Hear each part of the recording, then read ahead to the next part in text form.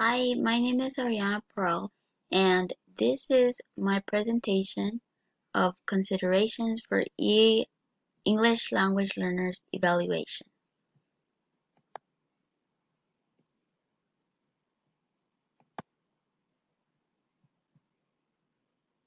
Okay, so first I want to go into what kind of is done in assessments for English language learner students. So obviously because of their language, there's going to be some language barriers in the assessments. And what that means is, like, if they speak another language, such as Spanish or Chinese, they're obviously not going to know how to do the assessment if the assessment is in standard English.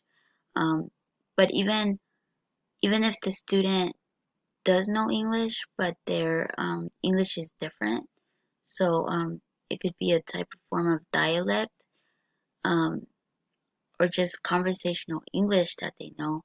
Um, if they didn't learn or develop the academic language, they're not going to know how to do the test because usually assessments are done in academic standard English. So a lot of times the students that haven't grown up with that, they're not going to know, they're not going to understand it fully to be able um, to pass an assessment, and thus we won't be able to know what their actual scores would be if there wasn't a language barrier. So then there's also some errors that um, testers or instructors can do whenever they give assessments. And some types of errors are um, that they think that all students from diverse groups are normal dialect speakers, or they overcompensate by assuming that true disorders are dialectal characteristics, or they undercompensate by mistaking dialectical differences for language disorders. And then some approaches to assessments that can be taken to be fair to the English language learners is to do informal procedures.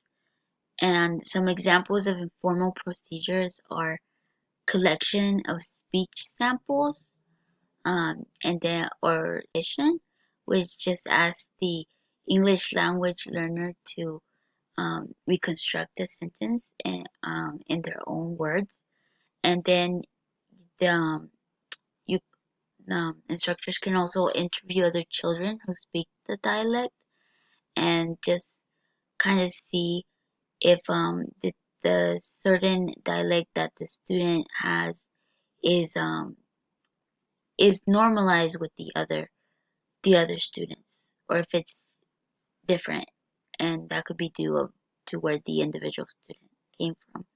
And then some additional um, approaches to assessment could be the and like normalize the normalize the assessment to the other group of diverse students um, in the classroom or school. And then also they um, the testers could also just put first the score with the assessment given in standard English, and then the score with the assessment modified with the responses from in the student's language. And so those are the approaches that could be taken.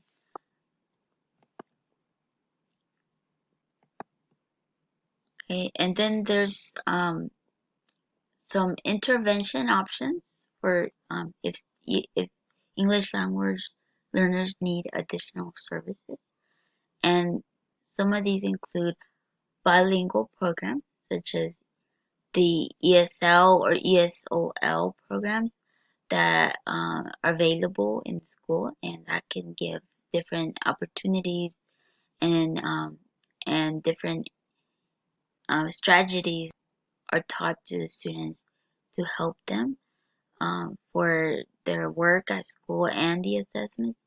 And then also special education can be available to them as well.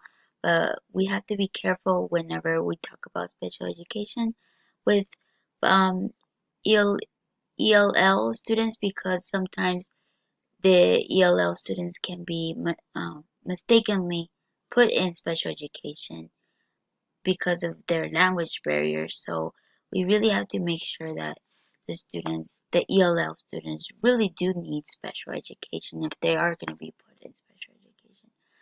And another option is to assess them in both of languages. So assess them in the language that from the test, which is probably going to be standard English, and then also give them the opportunity to be assessed in their own native language, whatever that might be.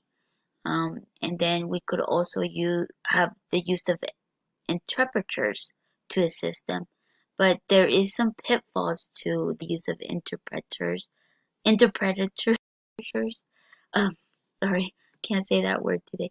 But like some of the pitfalls could be that the interpreter does not know, like e- does not know themselves everything in the dialect or the native language of the student, and can just mistakenly tell them something different that the test is not asking for, um, or confuse them even more. Um, and then also the interpreters could possibly lose the significance of, but by translating it in a different way, um, and and just confusing the student more, or just making them respond in an inaccurate way. And then the another way is the development of informal measures in the language of the ELL student. Is some what that means is uh, we could so we could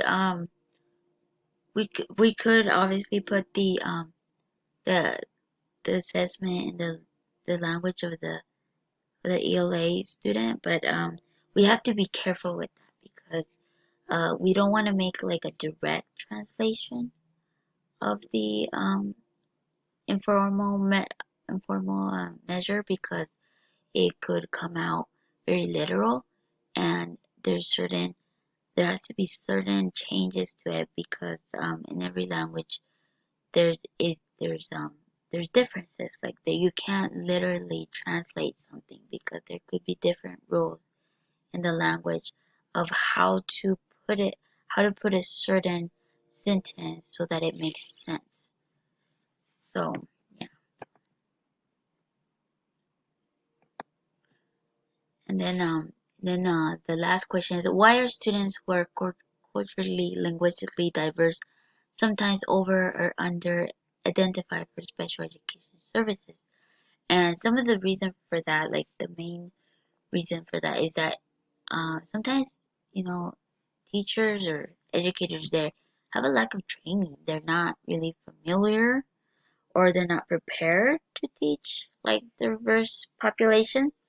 Um, Students who are different from their teachers are all too often regarded as having disabilities. So like that's whenever they're over identified for special education. So some and the reason for that is because they they have that language barrier, and so a lot of the symptoms that ELA language students give is similar to special education students. The troubles that they have, they're kind of similar. So it's kind of hard to tell the difference, and so that's why sometimes it's easier for teachers that are not very prepared prepared or they have like a training. They just think, okay, they probably need some special education services, but sometimes that's not true. Sometimes they do not need that. It's mostly the language barrier that's causing them to have certain problems. And then there's also the install for time approach, uh, which can prevent from occurring. That so what that means is whenever they get identified for services, and so schools sometimes have a fear that they're putting kids back in the special education. They're referring them to there. So to see having a language barrier or if it's special education, but they're waiting way too long, and so then sometimes the benefited from some of the interventions from special education being given that because they're not being a special education. Find that balance, that position, and they can do that is multi-response to intervention or RTI, and that's how that's the main way right now that trying to um, that just right balance. Find that. That is the end of my presentation. Thank you for watching.